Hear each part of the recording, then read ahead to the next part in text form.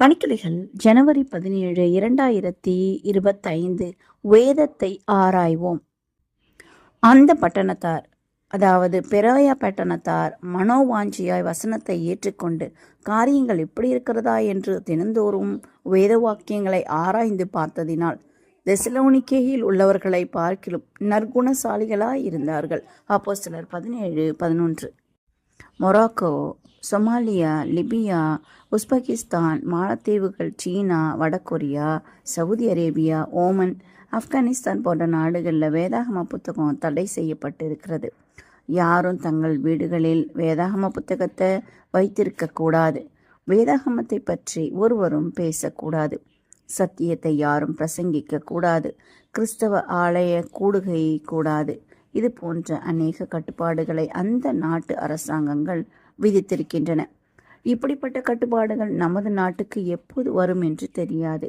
சாத்தான் தேவநாமத்தை ஒருவரும் உச்சரிக்க கூடாது, சிருஷ்டிகரை வணங்கக்கூடாது என்கிற தன்னுடைய சித்தாந்தங்களை உலக நாடுகளில் விதைத்து வருகிறான். வேதாகம புத்தகம் நமது கைகளில் தடை இல்லாமல் புழங்கும் இந்த நாட்களில் வேதாகமத்தை எந்த அளவுக்கு நேசித்து வாசிக்கிறோம் என்பதை உய்துணர தருணம் இது. வேதாகம வசனங்களை நாம் கருத்தோடு வாசிக்கும்போது இயேசு கிறிஸ்து யார், அவர் எதற்கு இந்த உலகத்துக்கு வந்தார், அவருடைய ரட்சிப்பின் திட்டம் என்ன, மனிதனுடைய எதிர்காலம் எப்படி அமைய போகிறது என்கிற கேள்விகளுக்கு நல்ல பதில்களை நாம் பெற்றுக்கொள்கிறோம். அது மட்டுமல்ல, தேவனுடைய வார்த்தைகள் நாம் இந்த உலகத்தில் சிறப்பான வாழ்க்கை நடத்த உதவி புரிகின்றன. வேத வாக்கியங்கள் எல்லாம் தேவ ஆவியினாலே அருளப்பட்டிருக்கிறது. தேவனுடைய மனுஷன் தேறினவனாகவும் எந்த நற்கிரையையும் செய்ய தகுதியுள்ளவனாகவும் இருக்கும்படியாக அவைகள் உபதேசத்துக்கும் கடிந்து கொள்ளுதலுக்கும் சீர்திருத்தலுக்கும் நீதியை படிப்பிக்குதலுக்கும் பிரயோஜனமுள்ளவர்களாக இருக்கிறது.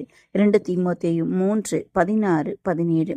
அந்த பட்டணத்தார் மனோவாஞ்சிய வசனத்தை ஏற்றுக்கொண்டு காரியங்கள் எப்படி இருக்கிறதா என்று தினந்தோறும் வேத வாக்கியங்களை ஆராய்ந்து பார்த்ததினால் தெசலோனிக்கேயில் உள்ளவர்களை பார்க்கிலும் நற்குணசாலிகளாய் இருந்தார்கள். அப்போஸ்தலர் 17:11.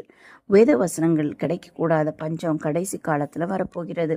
அதற்கு முன்பாக வேதத்தை படித்து ஆராய்ந்து தேவன் நமக்கு அளித்திருக்கும் செய்திகளை நம் மனதில் பதிய வைத்து கொள்ள வேண்டும். ஒரு மனிதன் சீர்கெட்டிருக்கிறது அல்லது ஒரு கோத்திரம் சீர்கெட்டிருக்கிறது என்றால் அதற்கு காரணம் அங்கே வேதாகம வெளிச்சம் இல்லை என்பதால் தான். ஒரு நாட்டில் சட்டமில்லை என்றால் அந்த நாடு உருப்படாது. அப்படியே வேதாகமம் நம் வீட்டில் இல்லை என்றால், நம் வீட்டில் வேதாகமம் இருக்கும் ஆனால் வேத வாசிப்பு இல்லை என்றால் குடும்பம் சீர்கெட்டு போகும். நம் இல்லங்களில் வேதாகமம் வழிகாட்டியாக இருக்க தேவன் தாமே அருள் புரிவாராக. ஜெபிப்போமா. பரம தகப்பனே, தினமும் உம்முடைய வார்த்தையாகிய வேதாகமத்தை வாசித்து எங்கள் வாழ்வில் வளம் பெற உறுதுணையாயிரும். இயேசுவின் மூலம் ஜெபிக்கிறோம் பிதாவே. ஆமென்.